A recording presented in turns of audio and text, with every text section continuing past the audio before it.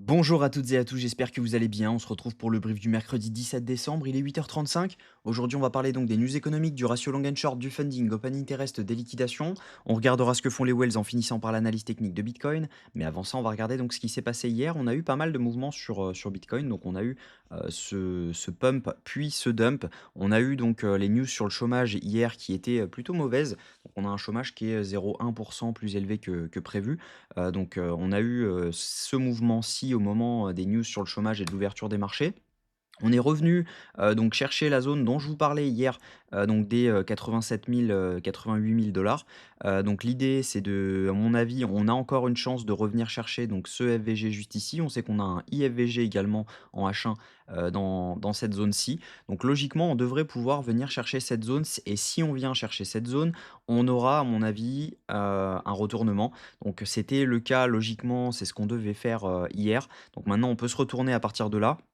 C'est pas, une obligation de venir chercher, cette zone-ci. En revanche, il est très probable de le faire. C'est également la zone OTE de ce mouvement-ci, hein, donc si jamais on prend, hop, la zone OTE, on arrive donc sur cette zone.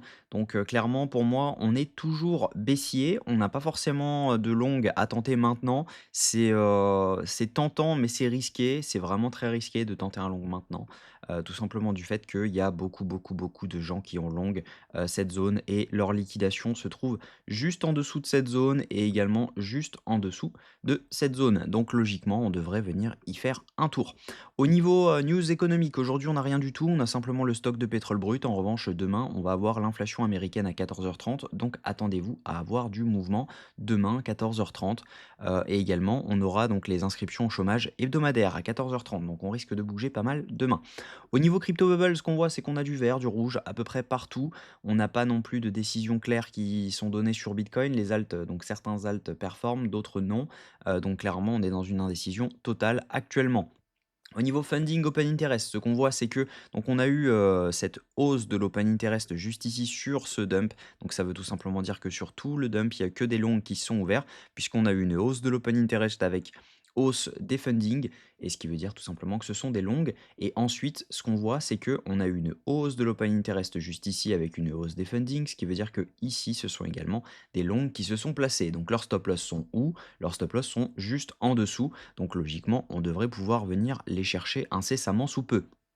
Au niveau de ce que font les whales accumulent, grandement actuellement. On le voit, hein, on a eu, donc tout simplement ce petit rebond, mais voilà, c'est pas non plus une accumulation énorme.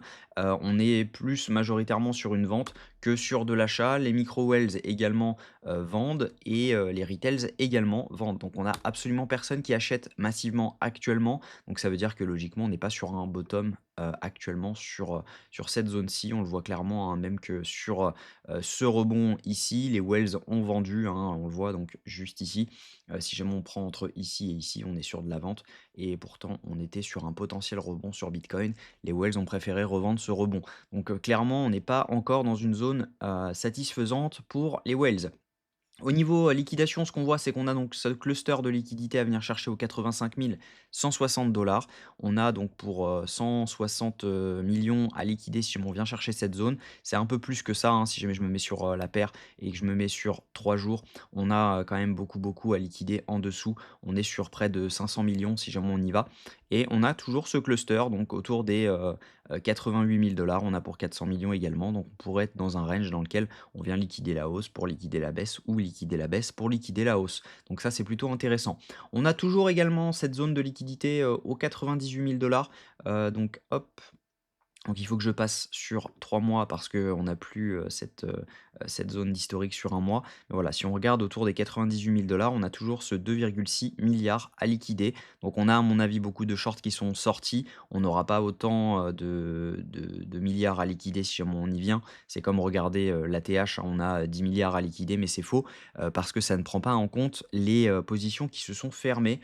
Donc tout simplement, logiquement, ce cluster qui était là, n'y est plus, hein. On n'a plus, à mon avis, autant de liquidités à venir chercher dans cette zone. Donc ce cluster en dessous, par contre, il est toujours là, il est toujours bien présent et on a pour près de 600 millions à liquider si jamais on va chercher, la baisse. Donc à mon avis, ça peut être intéressant de venir le chercher.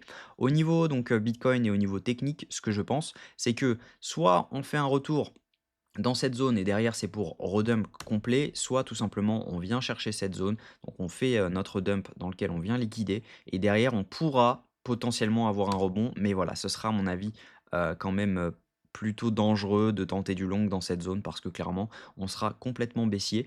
Donc à mon avis on ferait un rebond et derrière on pourra aller beaucoup plus bas en sachant qu'on a des zones d'intérêt beaucoup plus basses si jamais je me mets en H4, donc à venir chercher dans les 70 000 $, donc entre les 67 800 et les 72 000 dollars. Si jamais je me mets en daily, ça va vous parler, vous allez comprendre. En fait, on est tout simplement sur l'OB daily, le FVG H4, l'OB H1 dans cette zone. Donc si jamais on veut pousser un petit peu, on a à mon avis cette zone d'OB H1 à venir chercher entre les 68 955 $ et les 70 000 $. Et logiquement, c'est une zone dans laquelle on pourrait rebondir. C'est également la zone OTE de tout le mouvement haussier qu'on n'avait pas encore pris. Donc si jamais on regarde, hop, on arrive dans la zone OTE de ce mouvement. Mais je l'enlève pour avoir une meilleure lecture. Mais voilà, on sait que cette zone, c'est la zone OTE. Donc logiquement, on devrait venir chercher cette zone si la zone clé vient à lâcher. Donc la zone clé, c'est la zone des 83 800 $. Donc clairement, faites attention à vous. N'allez pas chercher du long en all-in, etc. Faites vraiment, enfin, mesurez vraiment votre risque parce qu'on est dans un moment où tout peut se passer. Mais actuellement, je pencherai plus sur ce genre de scénario plutôt qu'un rebond. Donc personnellement, je n'ai pas short, je n'ai rien fait actuellement. Mais si jamais un setup vient à se montrer, je le ferai et je vais prioriser du short plutôt que du long actuellement. J'espère que cette vidéo vous a plu. Si c'est le cas, je vous invite à vous abonner, à liker et à commenter ce que vous en pensez. N'oubliez pas, il y a un giveaway actuellement sur le Discord. Il est 100% gratuit. Donc vous avez simplement à cliquer sur le lien et derrière vous vous rendez donc sur le Discord public et vous avez simplement à cliquer sur ce petit bouton. Ça vous mettra une entrée. Donc il y a 5 fois 50 $ à gagner. Donc les résultats seront donnés le 23 décembre à midi. Voilà, je vous souhaite une très bonne journée. À demain, même heure. Prenez soin de vous.